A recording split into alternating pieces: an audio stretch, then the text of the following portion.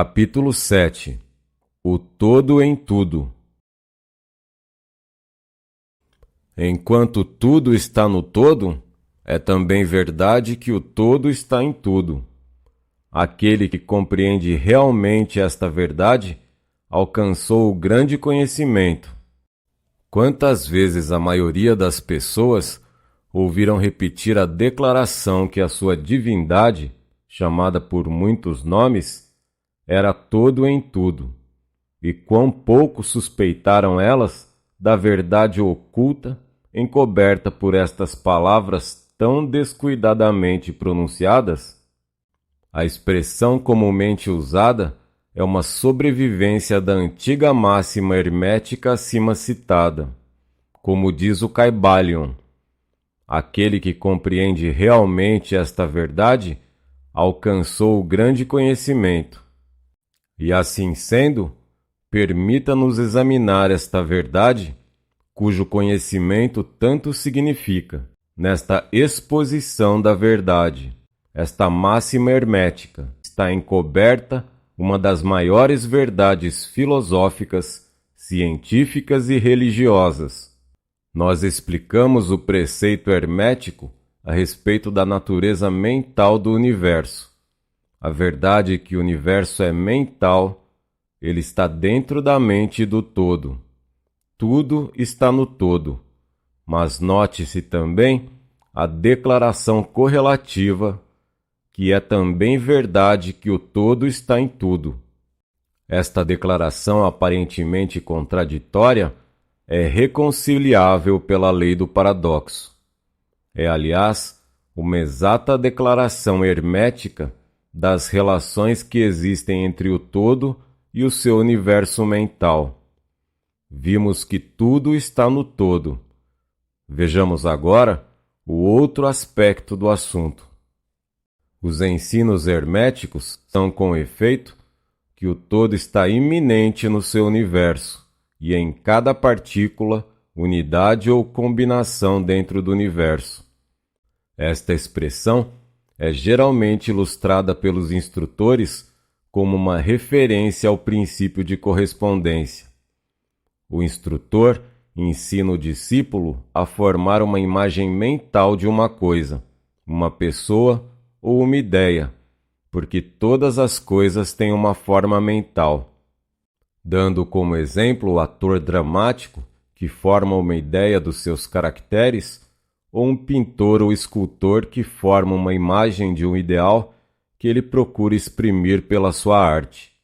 Neste caso, o estudo deve compreender que, enquanto a imagem tem sua existência e ser somente em sua própria mente, ao mesmo tempo, ele, o estudante, autor, dramaturgo, pintor ou escultor, está em certo sentido imanente e permanece, habita, na imagem mental.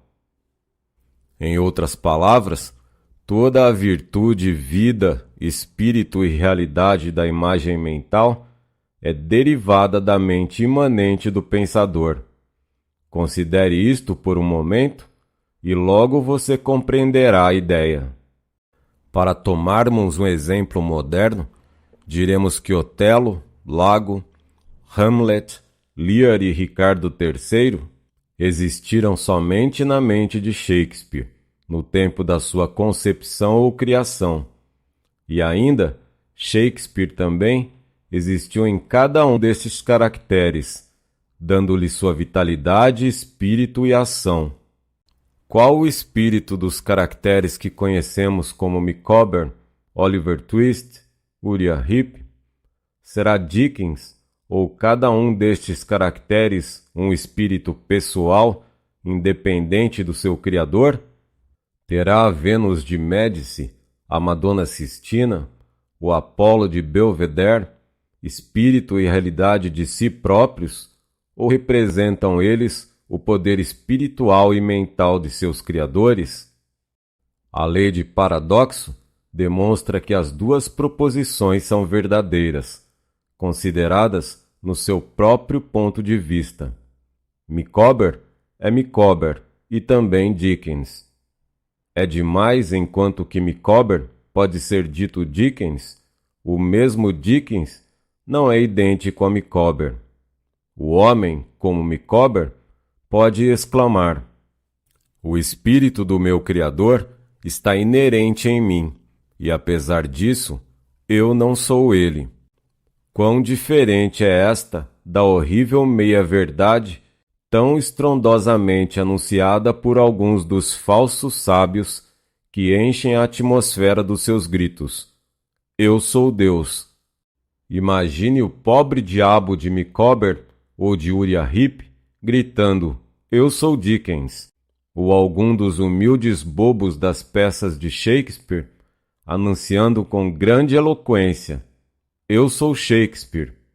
O todo está até na minhoca, contudo a minhoca está longe de ser o todo, e até de admirar que, conquanto a minhoca só exista como uma coisa humilde, criada e tendo sua existência na mente do todo, ele, o todo, esteja imanentemente na minhoca e nas partículas que a formam.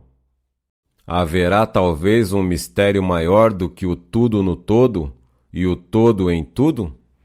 O estudante perceberá no decorrer da obra que os exemplos dados acima são necessariamente imperfeitos e inadequados, porque representam a criação de imagens mentais na mente finita, ao passo que o universo é a criação da mente infinita, e a diferença entre os dois polos a separa.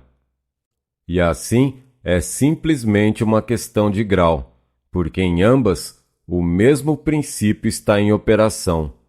O princípio de correspondência manifesta-se nelas. O que está em cima é como o que está embaixo, e o que está embaixo é como o que está em cima. E no grau em que o homem realiza a existência do espírito, que está imanente no seu ser, ele subirá na escada espiritual da vida. Eis o que significa desenvolvimento espiritual: o reconhecimento, a realização e a manifestação do espírito dentro de nós. Procure não esquecer desta última definição, a do desenvolvimento. Ela contém a verdade da verdadeira religião. Existem muitos planos de existência, muitos subplanos de vida, muitos graus de existência no universo, e tudo depende do avanço dos entes na escada. Nesta escada da vida, tudo se move em cima e embaixo. Todos estão no caminho, cujo fim é o todo. Todo o progresso é uma volta à morada própria. Tudo está em cima e embaixo, apesar de todas as aparências contraditórias. Tal é a mensagem do iluminado. Os preceitos herméticos referentes ao processo da criação mental do universo são que no começo do ciclo da criação, o todo em seu aspecto de existência projeta sua vontade sobre o seu aspecto de estado, e o processo de criação começa. Dizem que o processo consiste no abaixamento da vibração até que é alcançado um grau bem inferior de energia vibratória, no qual o ponto é manifestada a forma mais grosseira possível da matéria. Este processo é chamado o estado de involução, em que todo está involuído, ou envolvido dentro da sua criação.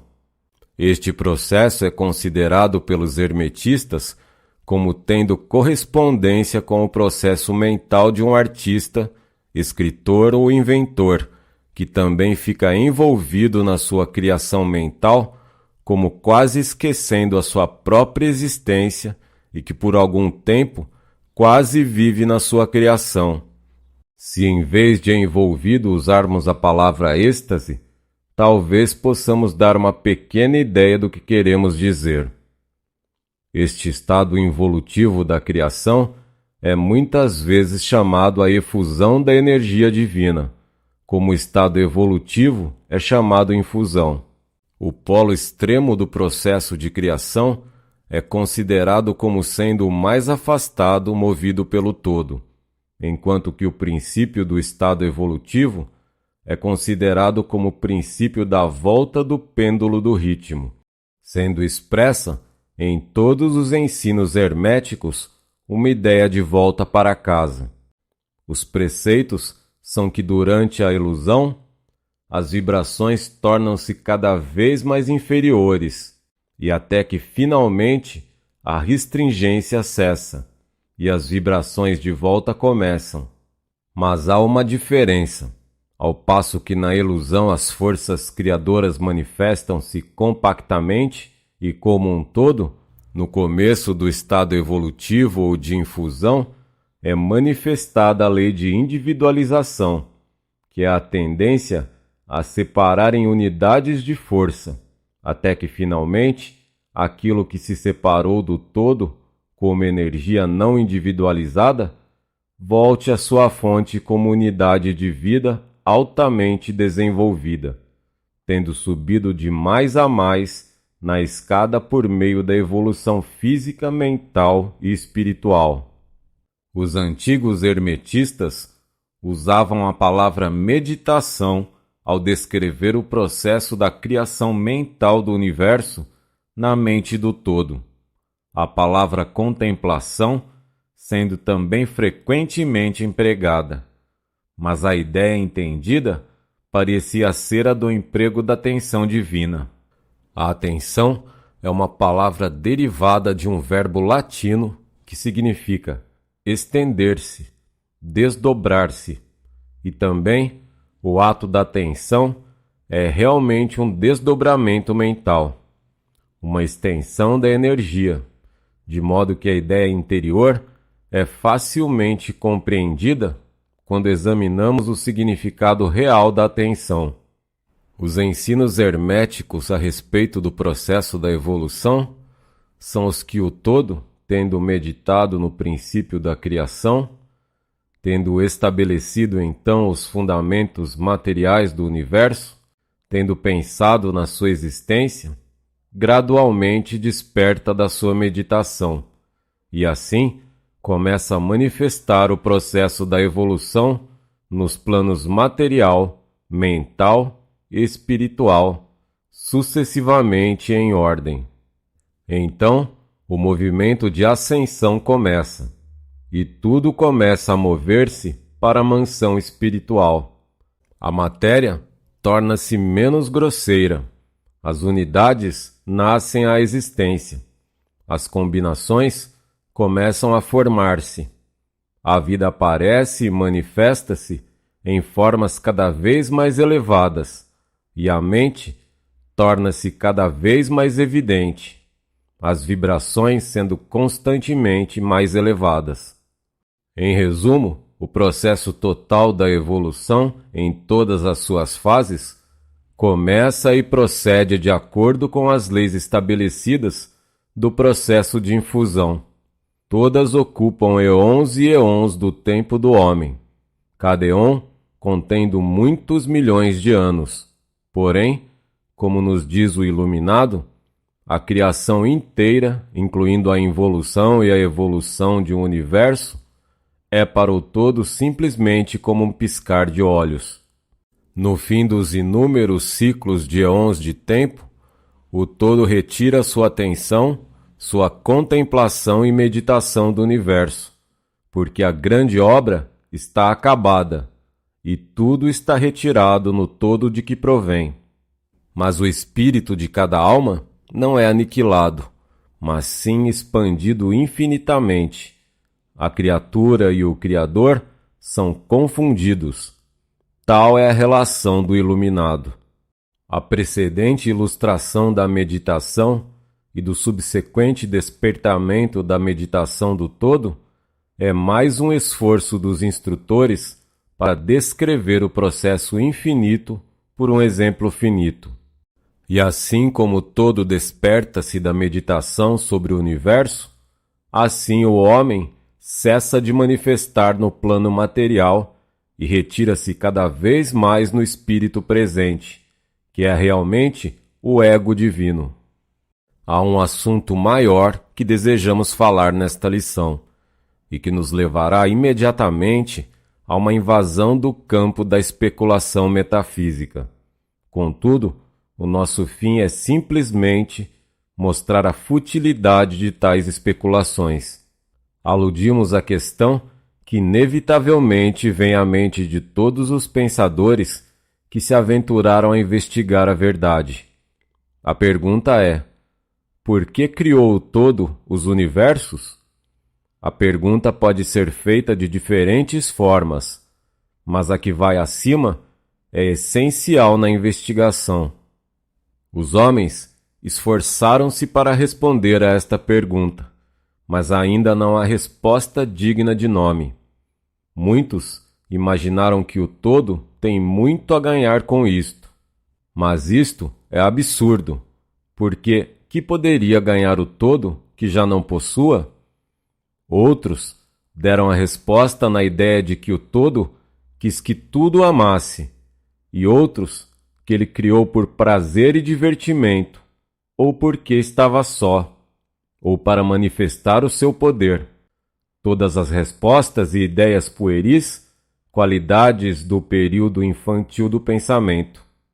Outros acreditaram descobrir o mistério, afirmando que o todo achou-se impelido a criar, pela razão de sua própria natureza interna, o seu instinto criador. Esta ideia é mais adiantada que as outras, mas o seu ponto fraco está na ideia de que o todo é impelido por alguma coisa, quer interna, quer externa. Se a sua natureza interna ou instinto criador o impele a fazer coisas, então a natureza interna ou instinto criador seria o absoluto em vez do todo. E neste caso, esta parte da proposição está errada. E ainda, o todo cria e manifesta, e parece ter muitas qualidades de satisfações em fazê-lo. E é difícil de escapar da conclusão que, em grau infinito, ele poderia ter o que corresponde no homem a uma natureza inata, ou um instinto criador, correspondente ao infinito desejo e vontade.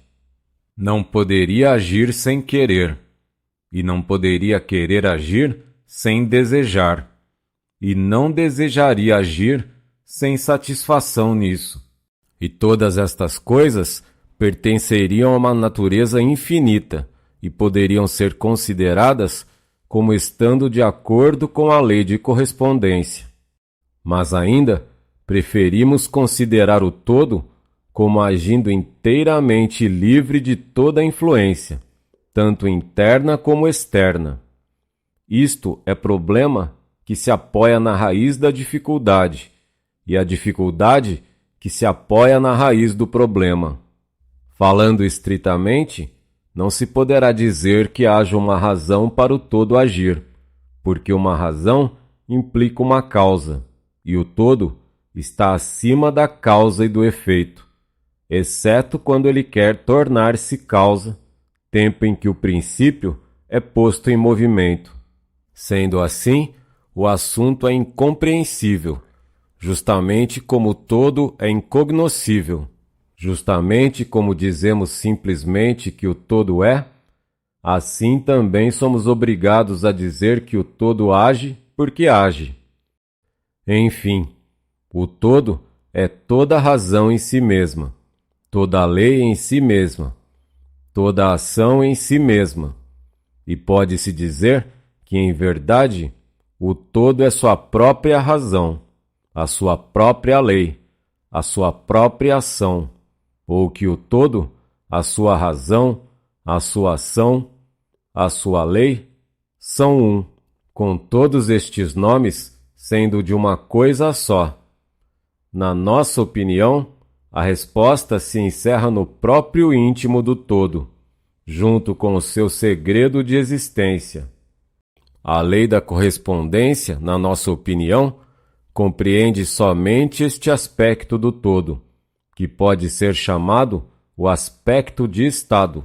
O lado oposto deste aspecto é o aspecto da existência, no qual todas as leis perdem-se na lei, todos os princípios emergem no princípio, e o todo o princípio, a existência, são idênticos entre si.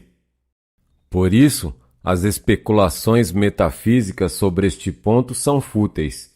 Entramos aqui no assunto simplesmente para mostrar que conhecemos a pergunta e também o absurdo das respostas ordinárias das metafísicas e teologias. Em conclusão, poderá ser do interesse aos estudantes dizer-lhes que, apesar de muitos dos antigos e modernos preceitos herméticos tenderem a aplicar o princípio da correspondência à questão, com o que resulta a conclusão da natureza íntima, mesmo assim, as lendas contam que Hermes o Grande, sendo interrogado sobre esta questão pelos seus adiantados discípulos, respondeu-lhes, fechando os seus lábios com firmeza e não dizendo uma palavra, indicando que não havia resposta. Mas então ele podia ter entendido de aplicar o axioma de sua filosofia que diz: os lábios da sabedoria estão fechados, exceto aos ouvidos do entendimento, significando que ainda os seus discípulos adiantados não possuíam o entendimento que os habilitava ao preceito.